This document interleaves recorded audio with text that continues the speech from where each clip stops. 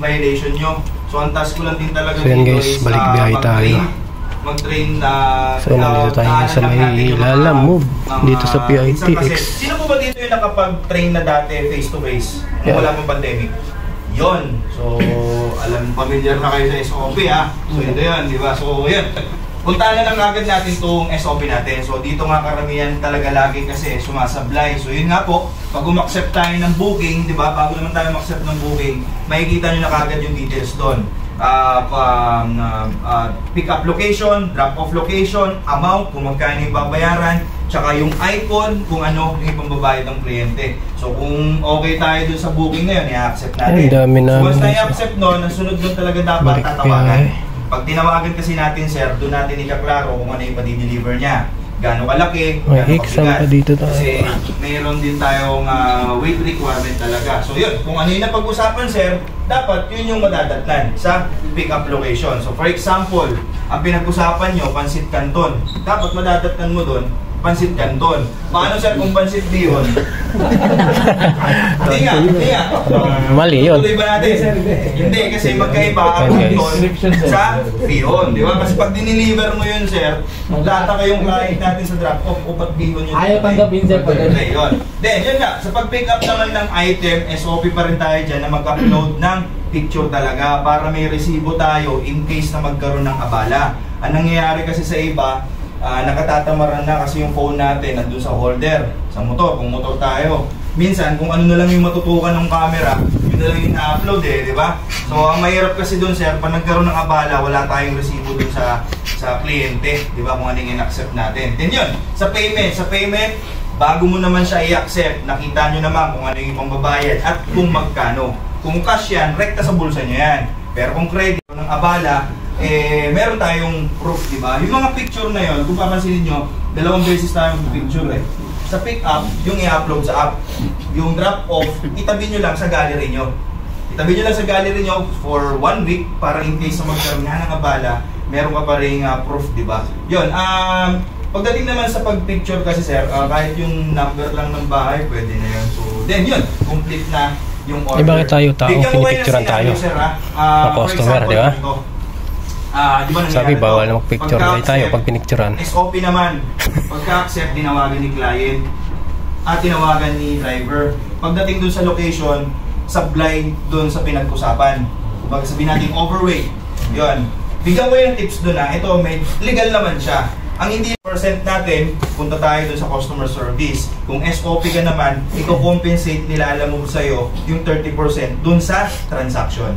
Gets nyo, mga sir? Basta SOP tayo. Yes po, basta SOP tayo, mga sir. Okay po? Kasi minsan tinatanong, sir, bago ka pumunta, tinawagan mo. Hindi naman tinawagan pala. Pagka-accept mo, matras ka agad sa location, di ba? So, yun. And tips ko din sa inyo, ito kasi, kahit ako kasi, subletting kasi sa CS di ba, na-experience nyo. Di ba? Tips ko sa inyo, pag nag-report kayo sa CS, kasi 30 seconds lang yun tapos biglang magli-leave, tulad ni tatay. Minsan, hindi naman pare-parehas, mabilis mag-type, di ba? Ang tips ko sa inyo, kung magre-raise kayo ng concern sa customer service, kailangan mabilis tayo Paano? I-type nyo muna yung concern nyo sa right message nyo. Gets nyo? Punta kayo sa right message, i-type nyo lahat ng concern nyo doon. Then punta kayo sa chat app natin. Pag nakausap nyo yung customer service, copy-paste nyo na lang yun para mas mabilis. Kasi yung iba, nagta-type ka pa lang. Yung iba kasi putol-putol For example, ako yung nag-type. Siyempre, mag-greet muna ako. Hello po, good morning. May concern po ako. So putol-putol. Pero kung mabilis mo siyang maita-type, diba? At least masusolusyonan ka agad. Diba? So may tips tayo doon. Yun nga, sa pagtawag sa kliyente, iklaro na natin to. Location. Kasi ang nangyayari dyan, minsan si client, ang pinin niya, guardhouse lang. Tapos yung bahay, sakit na, malayo. Diba? So yun. Natalo tayo agad doon. Diba? Next time tayo doon. Naman tayo dun sa process natin. Pwede nyong i-report ulit yan dami namin guys. So, yan, balik biyahe. Yung pagpunta mo doon sa bahay nila. At may ibabalik sa'yo ni Lalamove. Items na ipa-deliver, matik naman na, tatanungin mo talaga yan. Pero, ipaklaro nyo. Kasi pag sinabing damit, anong klaseng damit yan? tulad na karaan, sabi niya, sintas. Pagdating niya doon, 2 sako daw ng sintas yung Ayun. i-deliver eh. Madalas yun sir, madalas. So may mga ganon. Ganon talaga. Yan. Kanino man gagaling yung payment, sige, pwede, tanungin mo na. Pero minsan kasi ang payment niya nangyayari na sa pick up na eh. Kung sa drop off naman, syempre, klaro. Pero hindi pwedeng hati, mga sir ha. Hindi pwedeng hati. Parking in toll fee, lalo na sa 4 wheels. Oo, pwede mo ulitin, ano mo lang. Toll fee, mga sir, sagot. Balik ka lang doon sa may scan. Bigyan ko kayo ng tips kung paano Yan guys, may exam pa tayo pagbalik For biyahe. example, Ito yung exam natin. sir, kahit mamaya mo na lang sagutan yan, sir. Focus ka na lang muna. Nakailang ka na ba? Nasagutan mo na lahat. Pero kaya sa toll fee, Yan guys, pagbalik biyahe, may exam tayo sa phone natin. May binayaran na kayo. Tapos seminar. Ma'am, paki-prepare na lang din po yung additional payment para sa parking tsaka sa So, toll fee. i-explain ni sir Hindi ba kung kasi ano yung mga diskarte, patanong protocol pa yung nila tayo. alam mo. Kumbaga, ma'am, paano yung parking natin? Ma'am, paano yung toll fee natin? Huwag yung Si tanongin Sir kung Bailey paano. pala. Kasi papasa nila yun sa inyo. Hindi, ito na. Dapat libre. Nag-orient sa atin, guys. Sabihin nyo na kagad na, ma'am, paki-prepare na lang din po yung additional payment para dito sa parking o kaya sa toll fee. Sa toll fee, like 4 wheels, di ba, syempre, hindi naman tayo magtsatsaga. Sino po ba yung mga 4 wheels? Para alam ko yung tignan mo. Yun. Syempre, sa 4 wheels, hindi naman tayo magtsatsaga na mag-service road tayo, di ba? So, hanggat maaari, ano tayo? Skyway tayo, di ba? So, kung ayaw nila sa X-Deal na gano'n, pwede may corporate client ang business talaga sa alak. Na ano lang yan na nadadaanan lang siya, na pagbabawal lang yan, depende kung may liquor ban, mga ganun ba. Yun. And, jewelry. Hanggat maaari, dapat hindi na talaga tayo ma-accept nun. Kasi, ako naisip ko nun, baka kasi magkatulong, madami pa tayo sa tulong gisa ng dalawa eh. Baka mamaya si buyer tsaka si seller nagtutulong gisan, tapos pagdating natin doon, dineliver natin, fake pala yung alahas. Eh hindi naman tayo ganong kabatikan, di ba? Tumingin talaga ng alahas. Diba? Jewelry at mga cellphone, yan, madalas. Bawal naman din talaga. Pero syempre, sa grounds, di mo naman malalaman kung droga ba yung bit-bit mo, di ba? Pero para may baon kayo, kasi tanong lang yan eh. Paano yan, sir? Kung na-tsempuhan nga ako, droga pala yung dala ko. Basta nakabook yan, sir, may legalities naman yan eh. May legal department naman si Lalamove. May attorney tayo. Basta nakabook. Minsan kasi sa news, sir, nababanggit lang yung mga platform na ganito. O, si Lalamove o si Grab, na-tsempuhan sa checkpoint, dala-dala, droga. Pero, hindi naman nabanggit sa news na nakabook ba yan. Kasi kung hindi nakabook yan, lakad niya yan eh. Wala rin kami dyan. Diba? Personal yung lakad yun eh. Pero kung nakabook yan, sir, syempre ang SOP doon, report mo kagad sa pinakamalapit na police station. Then update mo kagad si Lalamove. Jewelry. Naman kagad ba? Bawal iba pa kasi ito natatarantay. sa Naalala ko dati, Lalamove, pero maraming may nagbubook. driver na nag-concern sa akin, natatakot kasi siya, kasi pinicturan siya eh. Then, na-deliver, hindi niya talaga dineliver. Talagang sinurrender niya na sa police station. Kasama niya pa si Mrs. niya kasi. Lala wife kasi sila. Alam niyo yung Lala wife? Lala wife. Yan lang. Hindi makakaisa si pare. Nagkakaroon siya sa office, nagpapatulong siya. Sir, kasi ganito, sinurrender ko naman na sa authority yung parcel kasi droga. Ang nakakatakot nga lang, sir, napicturan kasi yung plaka ko. Baka kasi hanapin ako.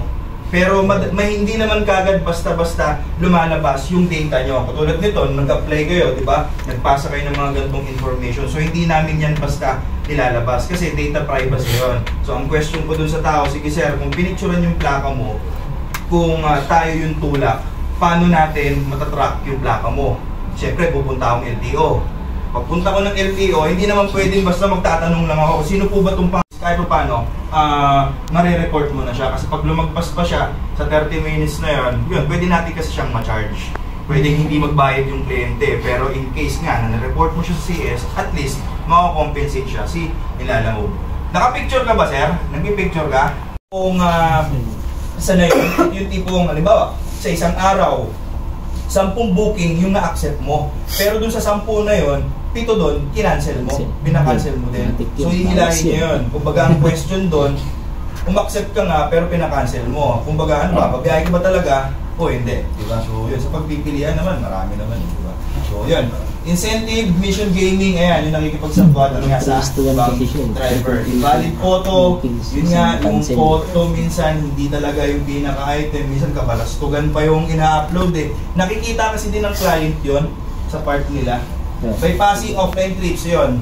Mga offline trips, ito yung tipong, ma'am, cancel na lang natin, pero ituloy ko pa rin yung booking para less na lang yung, para wala ng 20%. So, pag ganun kasi ang nakakagista ng client, malamang mawawala din yung magbubook sa atin, di ba? Ang mangyayari niyan, kontratahin na lang kayo. Ang mahirap din kasi dyan, sir, sa parehang side ng driver tsaka ng client, kapag natag yan as cancel, nagbebenta pa, sa online talaga. Ang mahirap kasi dun, sir, pag binenta mo sa online yan, paano kung ang bibili dyan, tulongis din, scammer din. Bibigay mo lahat ng credentials sa kanya. So, ibabiyahin niya yan. Kung bumiyahe man siya, lahat ng binyahe niya, in-scam niya, pag naireklamo ang kliyente, sinong lalabas na binook doon? Yung account pa rin nung pinaka-una, which is yung nagbenta. So, kung hahabulin tayo ng client, yun talaga yun. So, yun. Nakaraan naman, yung pinahiram nga lang daw, magkaibigan daw sila eh, kasi ang nagre-report, ang nagreklamo, si driver na nagpahiram. Ang sabi niya, sir, ba't na-deactivate yung account ko? Pinahiram ko lang naman yung account ko sa tropa ko. Hindi na nga dapat sinabi or ginawa, di ba sinabi pa. Pero ang kaso kasi itong tropa niya, unremitted, papanggap siyang employee. Ang atake nito, halimbawa, ako yon. Dalawa yung app ko. Meron akong client app, meron din akong driver app, which is yung ginagamit natin. So magbubook muna ako as client. Pag nag-book ako as client at may umaccept, for example, in-accept ni sir, pagka-accept niya, ika-cancel ko din yon. Pero na-capture ko na yung data niya, yung name, tsaka yung number mo. Yung cellphone number mo, registered number mo yun eh, sa Lala Move eh. Ipapatong ko ngayon yun sa driver app. And it's the time na tatawag na ako sa'yo. Sir, ganito, tigalala mo ba ako, i-update ko lang yung account mo kahit wala naman. Ang pag-update ng account, sir, sa Play Store lang talaga, hindi kami yung gumagawa niyan. So ngayon, syempre, kung mabubudol kita doon sa mga ganong usapin, sa spill na yon, may ibibigay, sasabihin ko na doon, may ibibigay. upload ulit namin sa Laguna. Actually, meron talaga, may mga awareness, for example, ganyan. Ang ano lang kasi, actually, nababan naman talaga eh, yung client. Nag-ano ulit siya ng app. Oo, mag-install ulit siya ng app, pero dapat ang binaban kasi doon yung device eh. Matik dapat pag binan kasi yung device. Kasi ang gagawin lang yan, pag naban yung account, palit number lang yan. Palit number lang yan, scam na naman. Pero yun nga, at least, nawala kasi yung ano, yung nangyayang ako sa face-to-face training. So kahit di sana, alam nyo yun, kahit sana pagka-on board,